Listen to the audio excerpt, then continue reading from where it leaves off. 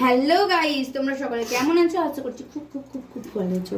আর এই দেখো দুপুর তো হয়েই গেছে, প্রায় কটা বাজে, একটা নয়। সরি গাইস, পিছন দিকে ক্যামেরাটা ব্যাক সাইড চলে গেছিল আর কি। তো দেখো দুপুর তো হয়েই গেছে, তো আমার একটা নয় হয়ে গেছে, তো আমাদের এখনো রান্না হয়নি। আমরা কিনতে গেছিলাম আজকে খাসির মাংস, কিন্তু খাসির মাংস আমরা পাইনি। ঠিক আছে, দুটো দোকান ঘোরা হলো, কানসিলি হানুয়া সব জায়গায় যাওয়া হলো, কিন্তু খাসির মাংস পাইনি।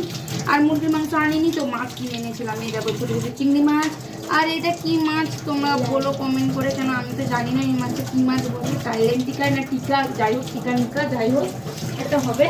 তো মাছ নিয়ে এসেছি, তো রান্না হচ্ছে, ভাত হয়েছে।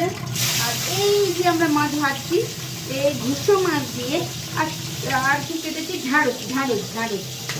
তো ঢাড়স রান্না হবে। এই যে যেটা খেলে হড়হড় করে গলায় চলে যাবে, আর পক করে গলে যাবে।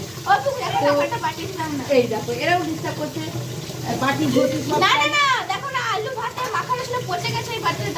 ও বাবা, এটা তো আলু ভাজা তৈরি করা ছিল।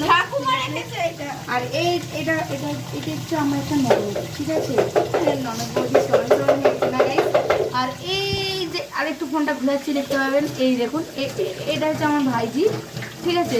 তো রান্নাঘরে 3টে ব্যক্তি আছে, ঠিক আছে, 3টে ব্যক্তি নালে মুলে আনে, 3টে ব্যক্তি আছে, কিন্তু 3টে ব্যক্তি মিলে রান্না করছি, কিন্তু জানি না রান্নার স্বাদ কিরকম হবে।